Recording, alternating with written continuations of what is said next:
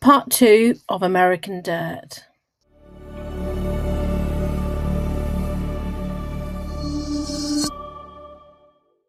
And they have patrol cars going along the border and stuff. I think obviously they had. It's a long border, mind you. So the big controversial one. So do you think the author should write about their experiences outside their own background? Because she's not Mexican. Although she does come from Spain. I was going to say she must be able to speak Spanish. Yeah. So I think as long as you know enough, what portray it as being truthful and thing. I don't think it matters. I wonder if she's chatted to people that are migrants. Wonder whether she's researched it. Yeah, I mean, I thought that. I thought because she could. I mean, I'm sure she would have done. She, interviewed people who's done the same and put that into a book. I think as long as she's told it in a proper way and done the research. I mean, it's fiction. You have to think it's fiction. But I'm sure there's a lot of truth in it about migrants coming in. Because they, I think they're either, the problem I think with some of South American countries is that they're very corrupt, aren't they? And they're very poor. And so they want to just come for a better life. They're not all fleeing a cartel, but it's sad, isn't it, that they have to go through all that to get to America. Yeah. And then America now, thanks to Trump, doesn't want them. Well, I think it goes to another question, I think, doesn't it, is whether you believe. I think, I'm surprised they go in the end. Where do they go? I'm just trying to find out, because it's been a while since I read this. So, did they end up in... Is it? I think that'll be on that one.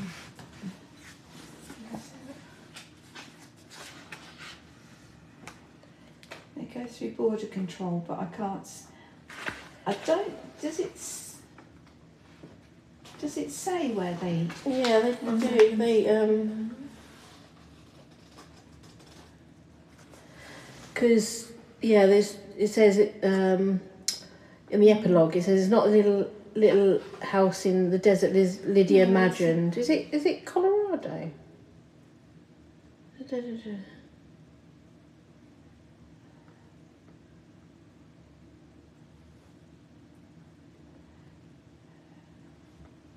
Yeah, I've got it into my head that they were in eastern United States, but I can't see it now.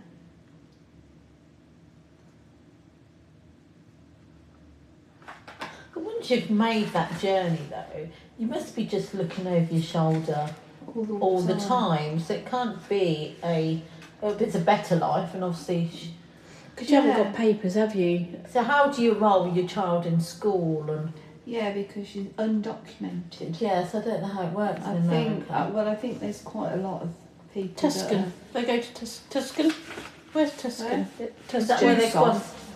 Is it Tucson? Is it Arizona? Arizona. That's where they go. They go to Arizona. Oh, that is south. Yeah, that's in the southwest. So that's because I know in California there'll soon be, I think, a majority of Hispanic people in California, because there's been always a lot of Mexicans and that coming up. So in future they'll probably that's why California is so anti-Trump and quite liberal with that, because they've got such a lot of different people there, which is good. And I dare say Arizona's the same. So you would get a lot of people that wouldn't mind once they get to there. I think if you went to the sort of centre of America, the redneck states, you would get a different outcome, wouldn't you? Has it So has the book changed the way you think about migration or refugees? I think if you're proper, like she's running away from possibly being killed, I think I would probably do the same, and I think that's fair. I think for me it's different if it's that sort of immigration rather than economic immigration. I'd probably think still you'd need to do it the right way rather than, do you know, has America got a right to protect the country? Do you know what I mean? I think every country's got a, I suppose, right to protect itself, and obviously you can only have so many people in the country, can't you? But again, if you're escaping war, prosecution or whatever, then 100% we need to help them. But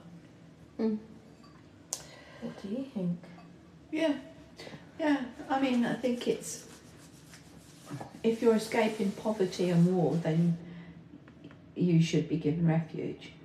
I think the problem is there's such a lot of economic migration, and the problem is then I think we're becoming overcrowded in England because of that. But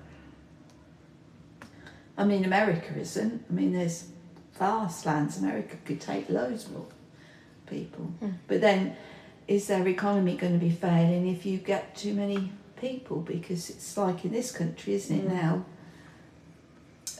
You know, not enough doctors, not enough hospitals, not enough schools. You know, you Probably think worse in America because it's all paid as well, isn't it? Well, probably good in America because you have to pay for it rather than you have to pay the NHS. for you have to get medical insurance.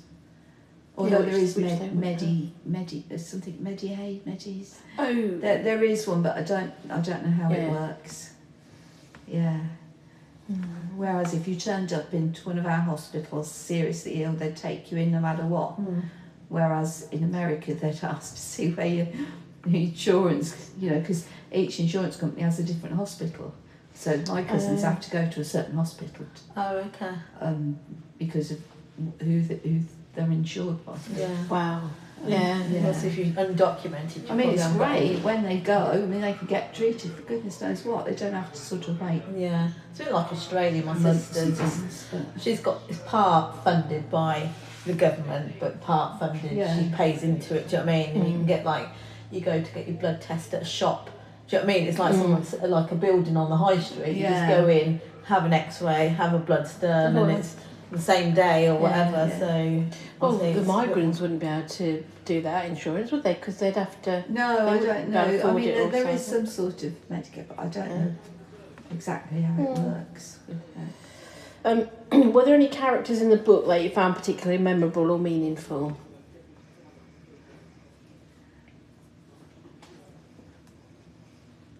I liked. I can't remember Sebastian's friend, who helped them get across out of Acapulco, you know, on the chapel bus. Oh, okay, yeah. Quite liked his wife him. wasn't very nice. Though. His wife was weren't a to start bitch. with, but then she went with it, didn't she? But that was quite frightening, wasn't it? When they looked in and. I think the coyote guy actually, though he's got a business, but he was quite nice and he was quite kind. Do you not think? I think there's probably worse coyotes probably out there. I've no idea, you know, not in that world. But he did seem actually quite caring to a certain. He was making a lot of money, but he was quite caring. I know he was matter of fact, and obviously, if you fall behind, you stay behind. But I think he had a different side to him as well. Yeah, I like the two girls. I like their story. I wonder how happened to her dad. He died. She didn't. Obviously. While they were in the house waiting for the coyote to come and pick him up, she borrowed a phone or something, but she didn't tell us that bit. Yeah, I think it was one the oldest one phone, but she didn't tell the younger sister because obviously she would have. But he died. Oh. No, I like them. I like the two girls. I like their story. So I was thinking we're going to ask in the book club, you know, when you read the book, I always imagine what they look like. So who would play Lydia in the film? Who would we think played Lydia in the film? I quite like American Ferrera for that, actually. Yeah, the America Ferrera. So she played Ugly Betty. Yes, I Yeah. think she'd be quite cool as Yeah. the mum. I don't know about the lad. Yeah, because I quite like Gina Rodriguez, Yeah. who played Jane in Jane the Virgin. I like her. I sort of pictured her doing it. Imagine Pedro Pascal as the Coyote. Yeah. Who would you have as Javier? Oh, it needs to be someone Big sleek and a bit cartel. like suave. Ooh, who's that? Oh, Javier Bardem. Oh yes. Didn't he play a James Bond villain? Oh, He he did. did. Yeah, actually, He did. yeah, it could Yeah. be him actually. Yeah, Yeah. his face gives me creeps a little bit, but yeah, Yeah. I think, yeah. Yeah. What about the reporter husband? Oh, who's the guy in the legal battle with Ryan Reynolds' wife? Oh, him. Him. He was in Jane the Virgin as well, wasn't he? I can't remember his name is. Yeah, him. Yeah, Yeah. it'd be good. He could play the reporter. Yeah, He gets shot at the beginning. Yeah. Does not in the film very much. Not He just very gets shot. But yeah. Yeah. Trying to think who else. So, would you recommend the book? Obviously, you would recommend the book, Mum, because you recommended us for us to read it. I really liked Yeah. it actually. It's quite easy reading actually. Yeah. I think, like we were just saying earlier, it abruptly ends. I want to know what happened to her, and Yeah, they're carrying on their life in Arizona. so I'd maybe just carry on a couple more chapters. Yeah. Maybe. Or she could do another book. Just Or do another book. right? Yeah, just finish it off Yeah. slightly. It's lots of questions. Like, Yeah. Because it says it's a promised land and that, but America's not that. It's, No. Especially now. She'll have know. lots of hurdles to jump, won't she? And it won't be as And nice. she works as a cleaner, and that's it. I'm afraid there's still a lot of segregation in America. That if you're of colour or race like that, you don't get the good jobs. and the teacher just said, was like lawyers that might be able to help, but did she get help? Yeah. So it'd be interesting to. Yeah. So what score are we going to give it? Oh gosh. Well, as I recommended it, I think I'd better give it a 8. I'd probably do about that actually. 7 or 8. I think I'll I probably do a enjoyed it 7. actually. I'll do a 7, but the majority is 8, so we'll do it as an 8. Because it's just the ending, but then so many books are like that.